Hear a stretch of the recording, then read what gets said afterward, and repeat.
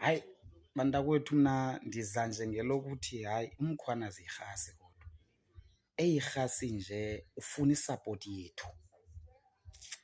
Makhe simsapote kangangoko sinako uGeneral Nhlanhla Mkhwanazi. Inintsi into epha.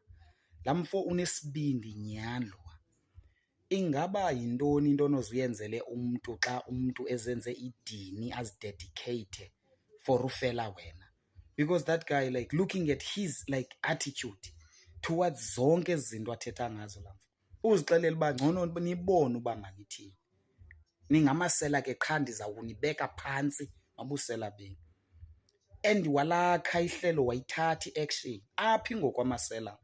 Nicinga uba fanele babekho abanye abantu ababeyazi laa nto? Wadikwa wayithatha irisk. Sibabona ngelaa hlobo abantu baseSouth Africa.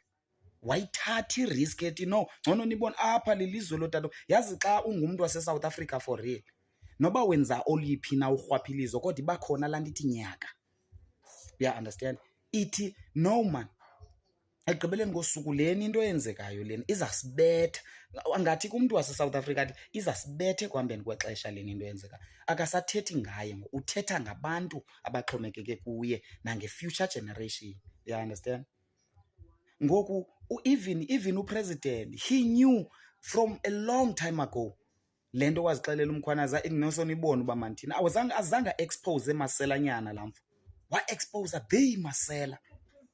I'm talking about mna ngoku iSouth Africa today is sort of free from cats, the Matlalas, from Brown, the Mokhotsis, from Khu, the Malos, bonke ngamasela. And la masela ngamasela ahamba phantsi lawa. Athi umntu xa emfunayo enza inzame zokuba ahambe phantsi de amfumane. And sikwi-state sobana ngaba no, mabaske babone uba mabathini. And then uyabona uNhlanhla undichaza nge-attitude yakhe towards zonke ezi case. Yazi noba unganalo ivalo because singabantu, i-nerves nayo idaliwe.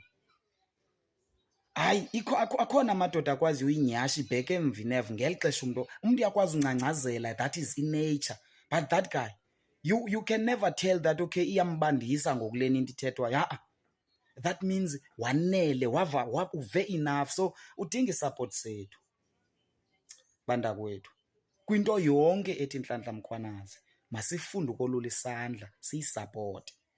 Futhi ngiyayibona nale mibutho imkhwebayo, imbizayo for into yobana ngaba makayothatha le image yakhe ayoyibulala kuloo mibutho. Akangomntu wambutho, akayodeployee, akayopolitician, uyi-employee, usebenzela amapolisa, ususa urhwaphilizo. Le mibutho yona imfunayo imfuna kurhwaphilizo, yena ulwa urhwaphilizo.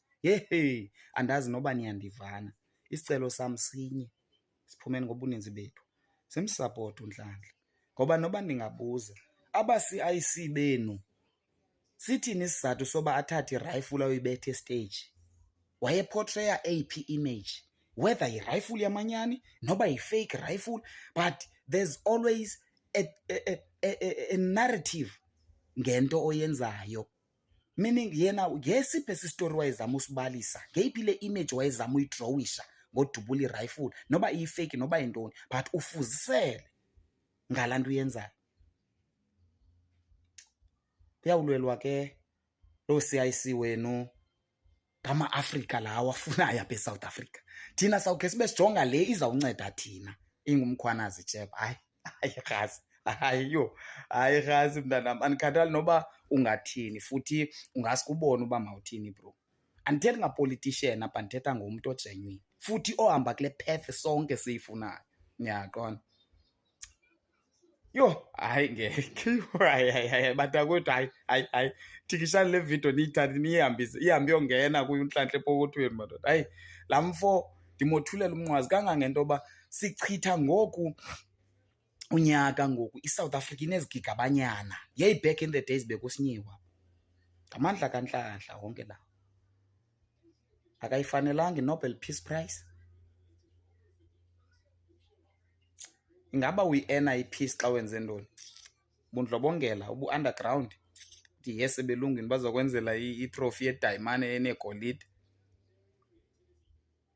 Yes, ayike.